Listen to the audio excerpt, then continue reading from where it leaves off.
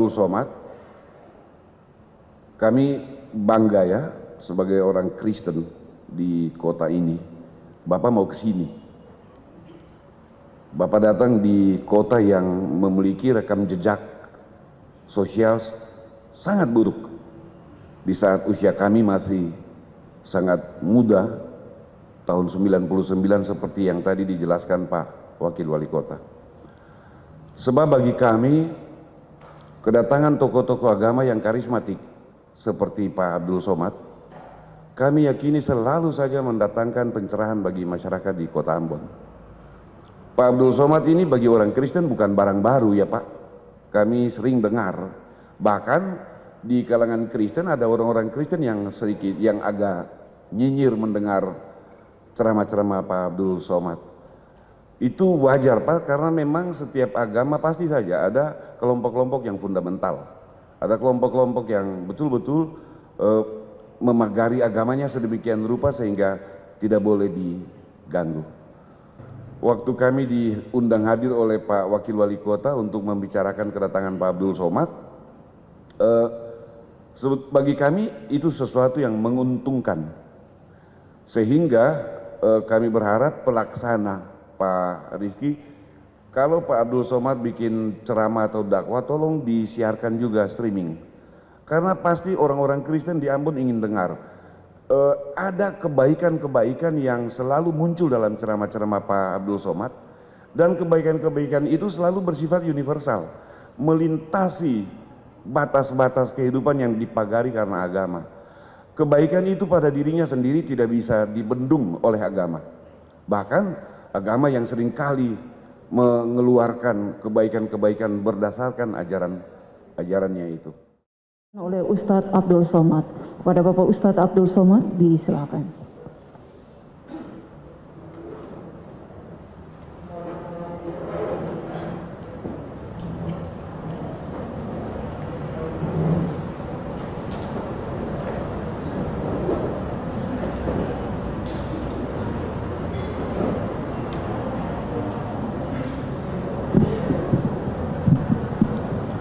Bismillahirrahmanirrahim. Assalamualaikum warahmatullahi wabarakatuh. Assalam bahasa Arabnya keselamatan. Alaikum untuk kamu. Wa dan rahmatullah, rahmat Tuhan, rahmat Allah. Wa dan barakatuh, berkah-berkah dari Tuhan. Berkah artinya lebih dari yang semestinya. Semestinya bangunan itu tahannya menurut arsitek 100 tahun. Tapi karena dijaga, dipelihara, direhab lebih dari semestinya, maka disebut dengan berkah. Kita selalu gaji, umur, ilmu, hidup ingin berkah. Makanya selalu orang mengatakan hidup ini yang kita cari berkahnya. Bahasa Arabnya salam. Orang Ibrani yang masih satu akar kata dengan bangsa Semit.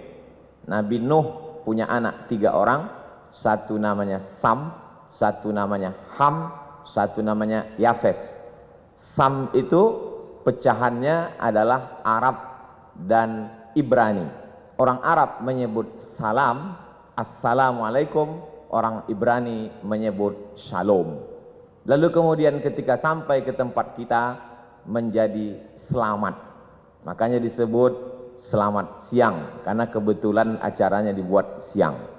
Salam sejahtera, tambahan, kombinasi, modifikasi dari bahasa Arab dan bahasa Indonesia. Ada salamnya, ada sejahtera. Istilah-istilah yang lain tidak saya sebutkan karena takut silap dan salah, karena acara ini direkam, di-streamingkan. Takutnya kerukunannya tidak tercapai, malah silapnya yang viral.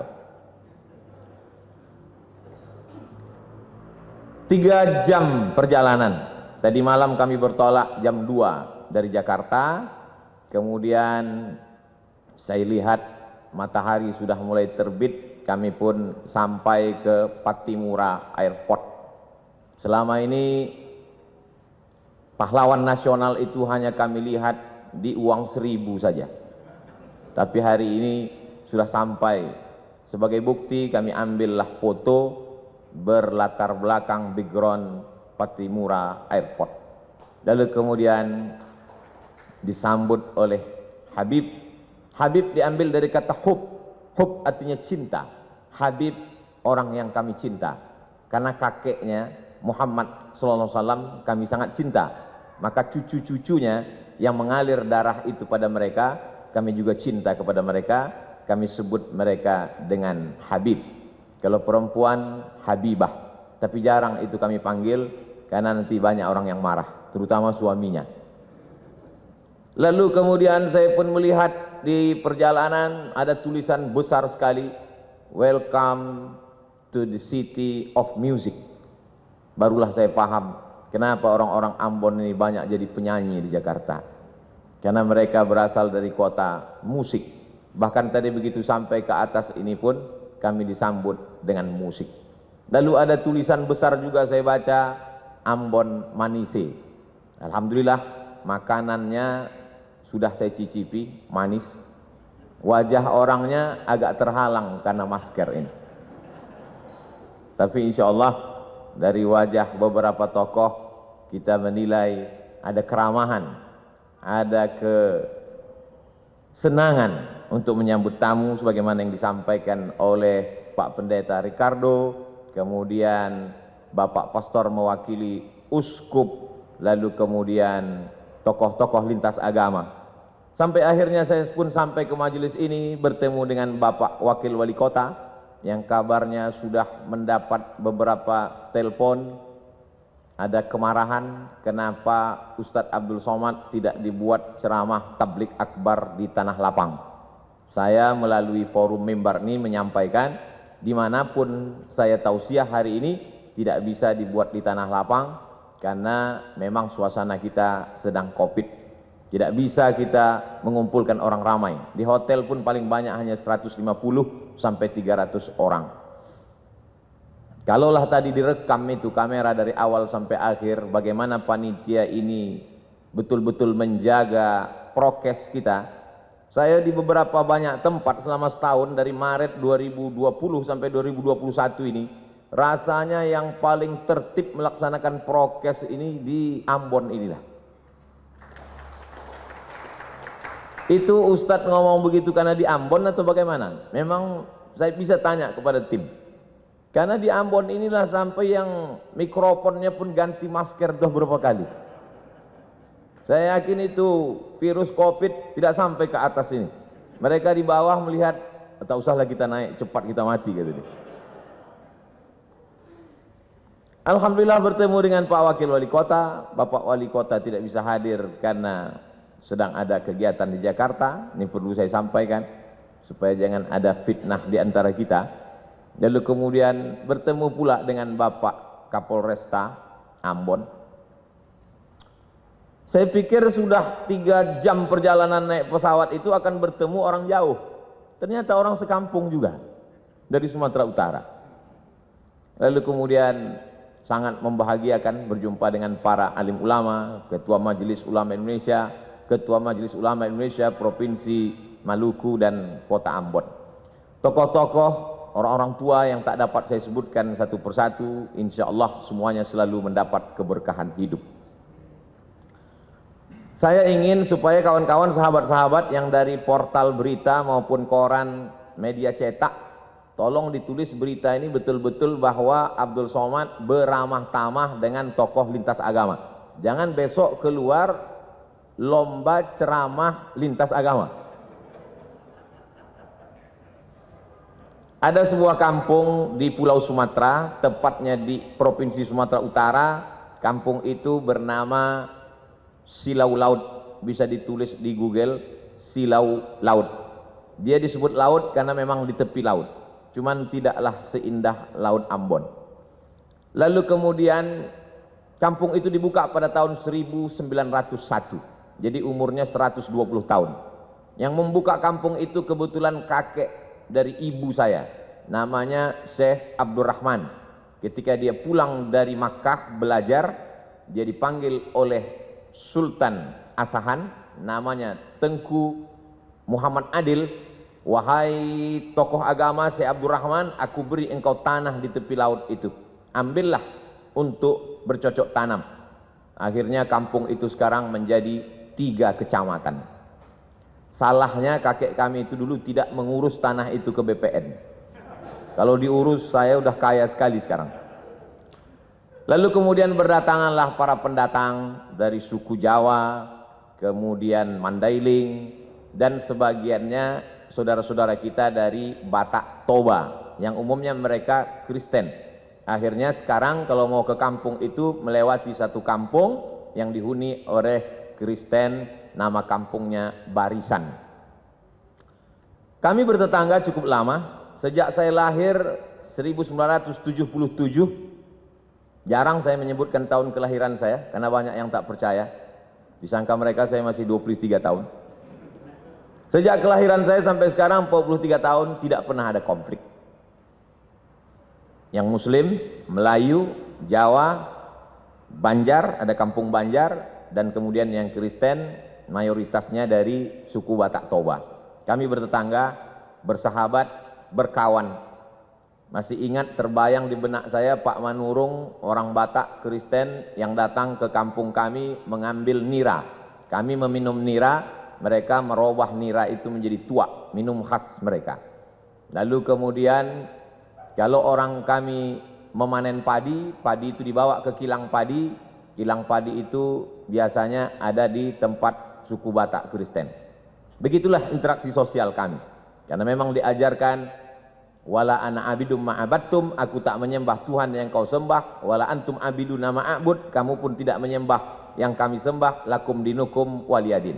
Agamamu untukmu, agamaku untukku. Adapun untuk kemanusiaan, sosial, maka kita hidup bertetangga bersama. Saya hanya sampai kelas 2 SD saja di kampung itu. Setelah itu saya pun pindah ke ibu kota kabupaten. Di sana saya masuk SD. Di SD itu ada 2 orang yang berbeda wajahnya dengan kami, kulitnya putih. Dulu kami menyebutnya Cina, sekarang tak boleh sebut Cina, Tionghoa. Satu laki-laki, satu perempuan, agamanya Buddha dan Konghucu. Kami berteman, bersahabat, satu kelompok. Waktu itu kita di kelas tidak berbaris, tapi berkelompok. Nama belajar masa itu CBSA, cara belajar siswa aktif. Yang tahu berarti sudah tua. Kami datang berkelompok, kadang-kadang dia ke rumah kami, kadang-kadang kami ke rumah dia. Lalu kemudian beberapa tahun yang lalu saya buat reuni pertemuan SD. Jumpa lagi. Teman saya yang Tionghoa itu namanya Akyong. Saya lihat Akyong pakai peci. Saya berbisik ke kawan saya, itu si Akyong masuk Islam? Tidak. Kenapa dia pakai peci? Untuk menghormati kau. Begitulah kami bersahabat. Tamat SD tahun 1990, saya pindah ke Medan. Di Medan, kota Medan mengajarkan saya bagaimana kami di Medan hidup berbagai macam suku dan agama. Di Medan ada satu kampung namanya Kampung Keling. Dulu menyebut Kampung Keling biasa, sekarang tak boleh lagi. Karena Keling itu identik dengan orang yang hitam selalu dipanggil Keling. Jadi kalau ada orang kulit hitam, keling kali kau, kata dia. Maka dirubahlah kampung itu sekarang namanya Kampung Madras, untuk mengambil nama salah satu kota di India. Kita tahu orang-orang saudara kita dari India datang ke Sumatera ketika masa penjajahan Belanda. Ada yang mengambil upah, mengambil karet, lalu kemudian memetik tembakau Delhi, tanah Delhi yang sangat subur. Ada yang Muslim. Masjid salah satu tertua di kota Medan adalah Masjid India, dibangun ketika Krakatau meletus, dan saya diizinkan untuk menyampaikan ceramah di sana. Lalu kemudian saudara-saudara kita yang datang dari Hindu, maka mereka membuat sebuah komunitas. Kuil terbesar di Pulau Sumatera, kuil Hindu ada di kota Medan. Kuil itu bernama Kuil Sri Mariaman. Saya pernah datang ke sana, masuk ke dalam, saya lihat ternyata di depannya ada bak. Di dalam bak itu ada air. Semua tamu yang mau datang cuci tangan, cuci kaki. Lalu saya pikir, oh ternyata berwuduk juga mereka. Lalu kemudian ada tulisan besar, Bagi yang bercelana ponggol, bercelana pendek, bercelana sempit, berbaju pendek, dilarang masuk ke kuil Sri Mariaman, karena ini tempat suci. Lalu saya foto baliho itu, saya share di Facebook dan Instagram, lalu saya komen di bawah, pernahkah kita membuat tulisan seperti ini di masjid-masjid kita, supaya orang tidak lari pagi, tidak menghormati tempat suci. Ada kebaikan-kebaikan yang disebarkan. Lalu kemudian ada seorang Tionghoa ingin membangun masjid. Tanahnya tanah punya orang Muslim. Kita tahu masa itu Medan dipimpin oleh seorang sultan, sultan kerajaan Melayu Delhi. Tanahnya milik sultan, tapi ini orang mau bangun masjid. Akhirnya dibangunlah masjid. Maka kalau di beberapa tempat nama masjid itu Masjid At-Taqwa, ada masjid itu namanya Masjid Al-Ikhlas, tapi masjid ini namanya unik, namanya Masjid Chong Api. Chong Api adalah nama orang Tionghoa yang membangun masjid itu dan berdiri sampai hari ini. Kalau kita pergi ke daerah Pecinan, maka kita akan melihat rumah Chong Api dan kita bisa berkunjung ke Masjid Chong Api yang merupakan salah satu objek wisata religi. Lebih kurang 5 tahun saya tinggal di Medan. Setelah itu saya pun melanjutkan pendidikan saya ke Mesir pada tahun 1998. Di Mesir saya menyewa rumah. Saya tidak tinggal di asrama. Kami tinggal di model rumah flat. Di atas rumah, di bawah rumah. Rumah di bawah ada 3 kamar. Saya tinggal di rumah bawah.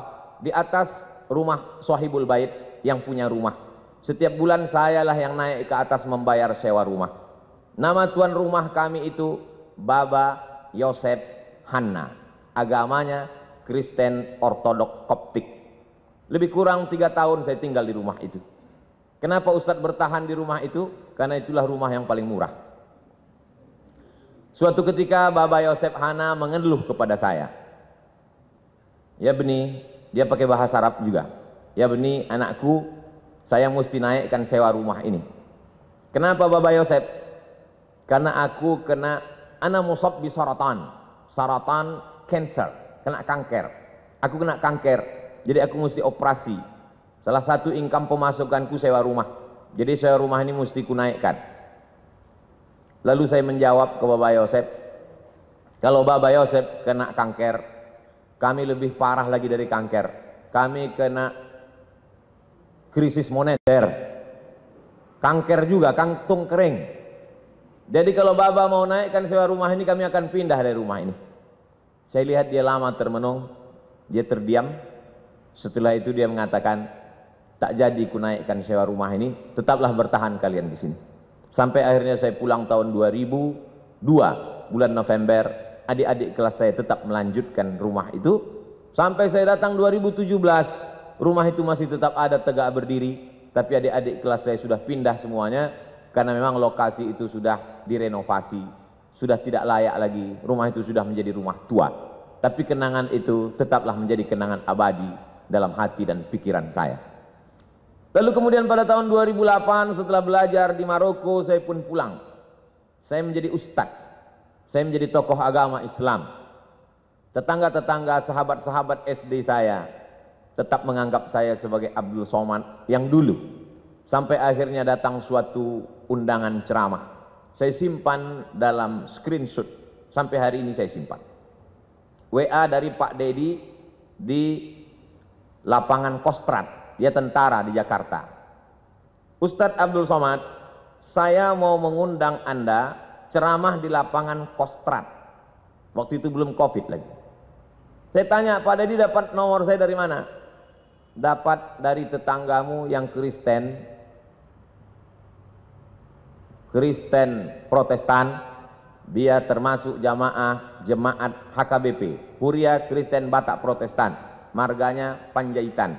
Masih kenal? Oh kenal, dia tetangga dekat rumah saya dulu waktu sekolah. Dari nomor dialah aku dapat jadwal ceramah ini. Biasanya kalau ada orang mengundang saya dari satu kota, saya beri ke koordinator kota itu. Kalau dia Jakarta, saya beri ke koordinator UAS, Ustadz Abdul Somad DKI Jakarta, Jabodetabek.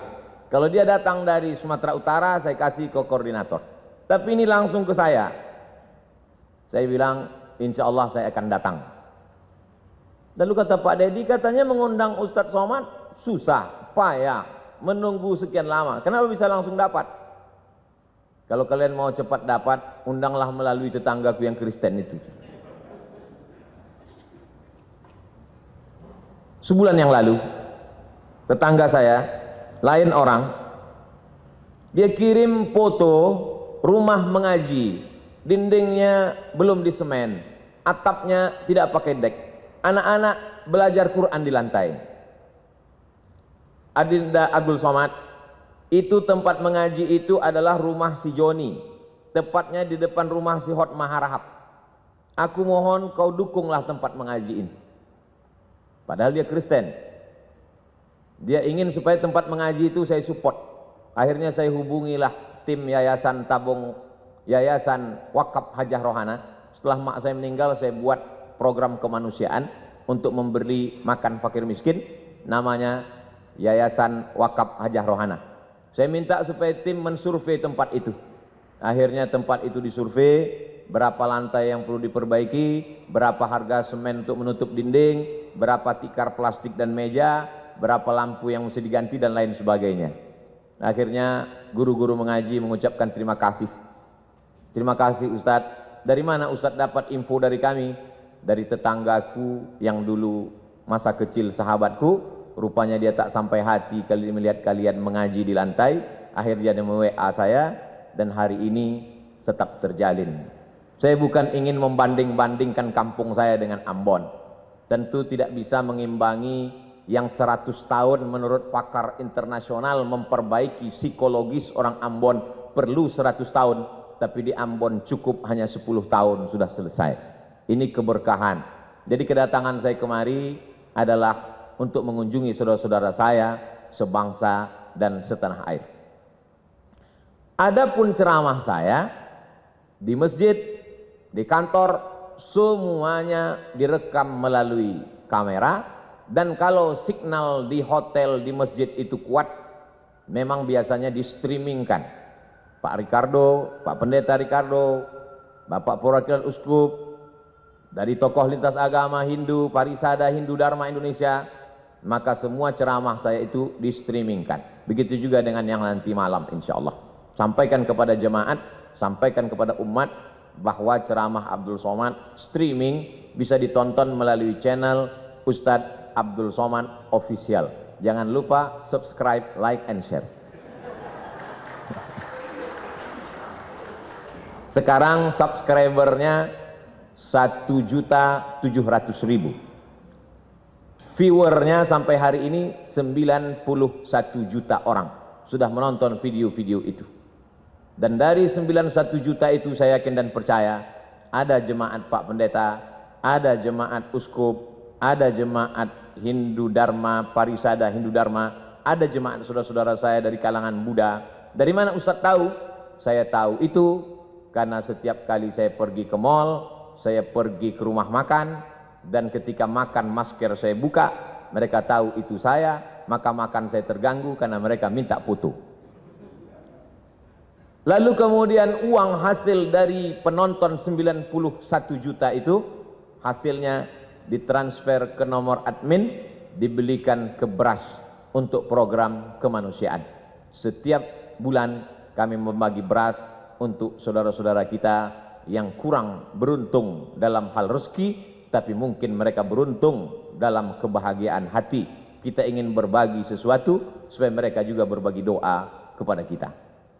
Saya kira itu saja yang dapat saya sampaikan. Saya tidak ceramah, saya tidak tausiah, saya hanya ingin berbagi cerita tentang Abdul Somad yang ada di medsos dengan Abdul Somad yang asli dan nyata. Karena medsos ini rakyatnya tidak jelas, netizen. Kata orang, sekejam-kejamnya Ibu Tiri, lebih kejam lagi netizen.